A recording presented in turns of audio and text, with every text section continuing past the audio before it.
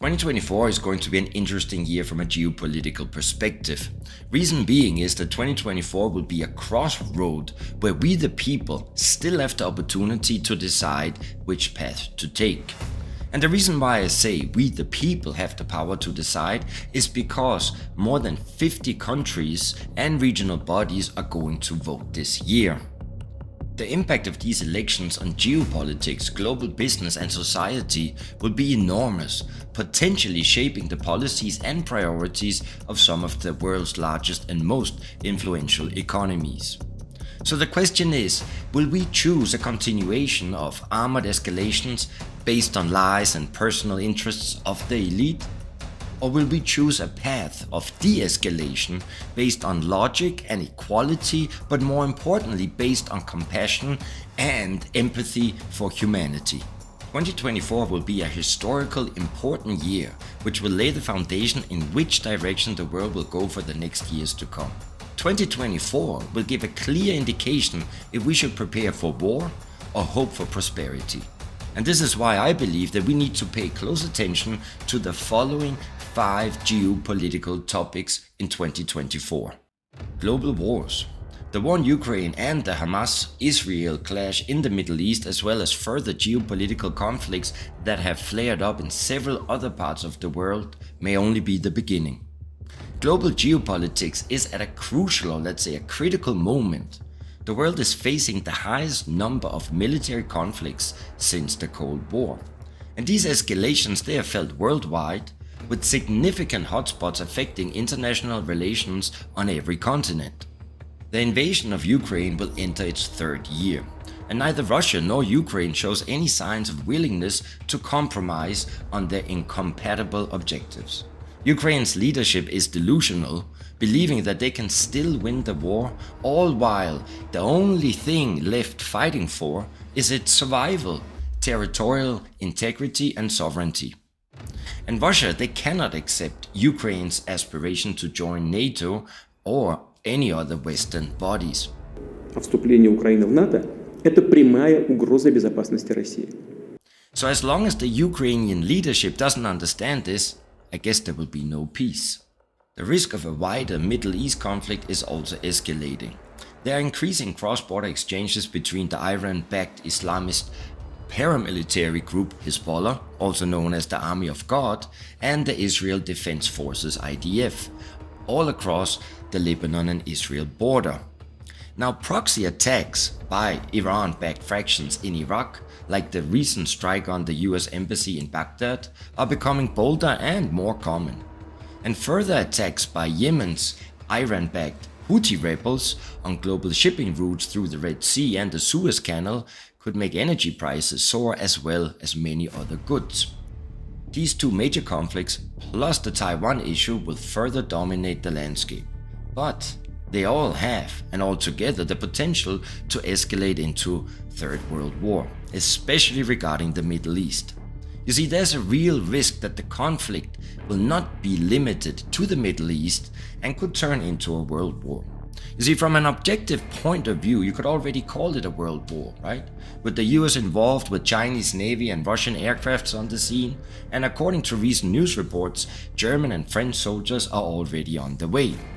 And if we look at the Ukraine-Russian war, well, it's basically Russia against the entire West. So from one point of view, you could say we are already in a world war. The BRICS countries, with their emphasis on and commitment to multipolarity, cannot permit US-Israeli destruction of a rising independent Middle East, much less Iran. You see, the destruction of Iran would open up Russia to destabilization and deprive China of oil.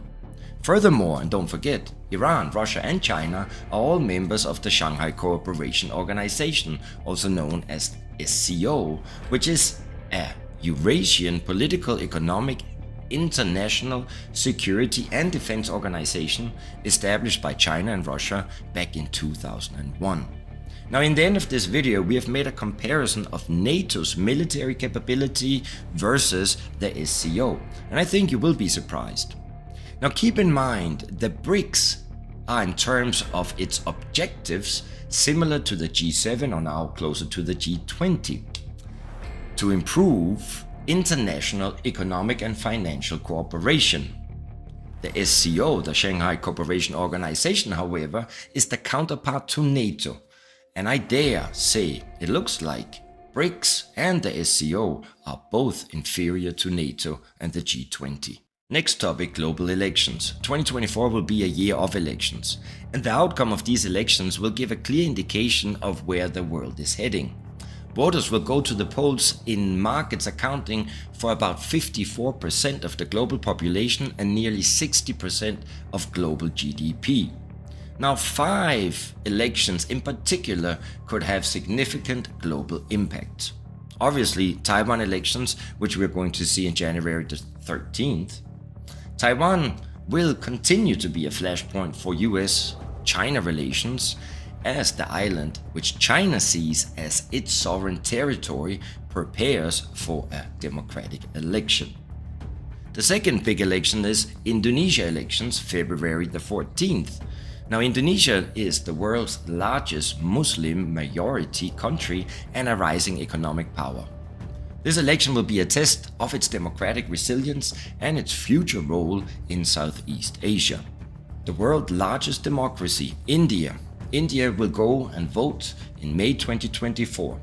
And now, even though India is a member of the BRICS alliance, India still preserves good relationships with both the EU and the United States. But it will be interesting to see. The fourth election that I truly believe that we need to pay attention to is Austria. Now, I know Austria is a small country, but Austria are holding elections on June 9th, 2024. And most likely we will see the Party of Freedom, which is called in German Die Freiheitliche, winning, and this in turn would lead Austria to join Hungary and Slovakia in calling an end to further supporting Ukraine. And this will have, I think, a significant impact on the EU's, let's say, perception towards the future of Ukraine. Last but not least, in November, we're going to see US elections, and I don't think I have to say much about that. I truly hope that the current government will not be re-elected, and then hopefully, from my point of view, we will see Donald Trump, because I do believe that Donald Trump will stop the war and not escalate further wars in the Middle East. I think it's fair to say that the impact of these elections on geopolitics, global business and society is going to be enormous, potentially shaping the policies and priorities of some of the world's largest and most influential economies.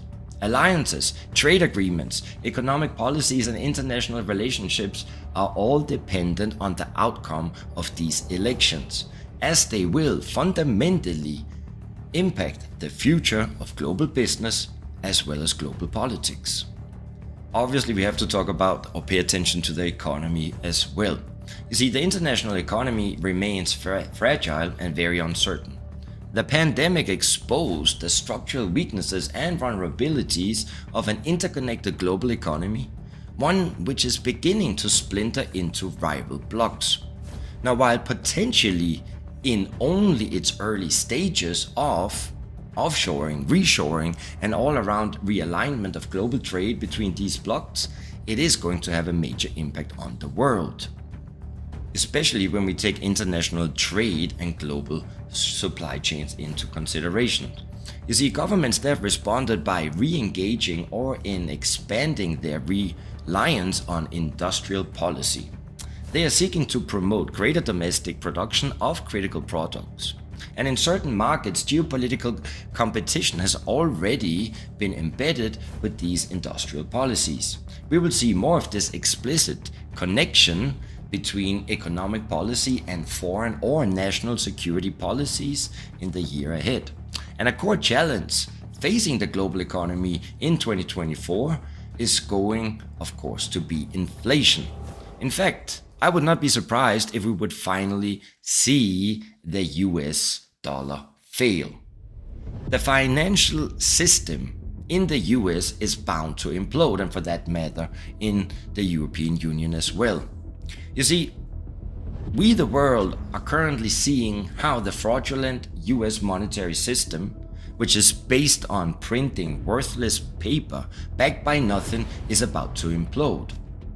You see, historically, every fiat-based system has the same predictable outcome. It's going to fail. It will fail because printing money in order to stimulate artificial growth and to pay off foreign debts can only last so long. Now, when it comes to the global financial system imploding, as I said before, I think it's only a matter of time until we are going to see the global governments across the globe will have to come up with a new thing. And if you follow this channel, then you will know that I believe that the blockchain is the future. I also believe that the CBDC, the central bank digital currency, is going to be rolled out. So if you're new to this channel, you only watch this video because of the geopolitical topics, I would invite you to actually watch all the other videos where I am talking about cryptocurrencies. I think I can say without a doubt that I have a proven track record of understanding the psychology of the markets, being able to enter at a low and sell at a high. And even though everything we say and do should not be considered financial advice, I do think that it will be valuable to you to understand this transformation where we are going from traditional to digital and where we will slowly see the fraudulent monetary systems implode and how the elite is going to introduce the new monetary system based on the blockchain. The fourth topic is that I believe that we are shifting from a unipolar to a multipolar world. And when I say that, just think about the BRICS versus the G7 or the G20 and SCO versus NATO. You see, one defining feature of the geopolitical environment in 2024 will be multipolarity. A greater number of powerful actors will shape an increasingly complex global system. And as great powers, the EU, the US and the BRICS, they will continue to shape the global operating environment in profound ways. Geopolitical swing states, as we're also talking about the Austrian elections, countries that are not specifically aligned with any major power or bloc, they will gain more sway over the international agenda. Smaller countries and non-state actors will also seize an opportunity to redraw boundaries or otherwise shape their corner of the geopolitical multiverse. Last but not least, we have to talk about AI. You see, countries, they are racing to innovate and regulate AI. Building on its momentum, in 2023, the geopolitics of AI will become more important in 2024. Governments are going to race to regulate AI in order to reduce the potential of socio-political risks. Also, policymakers will simultaneously try to foster domestic AI innovation in order to compete geopolitically. And as a result, AI will be a central dynamic in the US-China relations. And in 2024, the dual races to innovate and regulate AI will accelerate the shift toward distinct geopolitical blocs. I think it's fair to say that the world is not only witnessing a possible transformation, or let's say a shift from a unipolar world order dominated by the US since the breakup of the Soviet Union to a bipolar or perhaps even to a multipolar world order. But the world is also experiencing a greater division among us, the people. We are seeing two trains of thought, or let's say two camps. On the one side, we have the global elite with all its power, including the mainstream media, who have brainwashed society into believing that 2 + 2 is 5, left is right, right is left, that up is down and down is up, and that men are okay to participate in women's sport, and even encouraging underage children to become the opposite sex is a good thing. It's a camp where asking critical questions is unacceptable.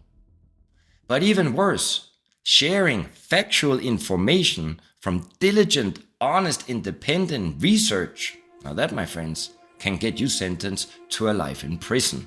On the other side, or the other camp, I believe we have you and I, us, we the people, who are slowly but surely waking up and are trying to restore order to this crazy madness that we are seeing. I believe that we, the people who understand that God created a man and God created a woman and there's nothing in between, and that a man and a woman are different. I believe that we, the people who know 2 + 2 is 4, and we are not afraid of raising our voices when the rest of society are going crazy. And we, the people, understand that waging a war is unacceptable and that only compassion and empathy can lead to a peaceful world. Trust me when I say it's without hesitation that I believe that the only thing that can save us now is love. My name is Nico Harachi, and I am a real investor.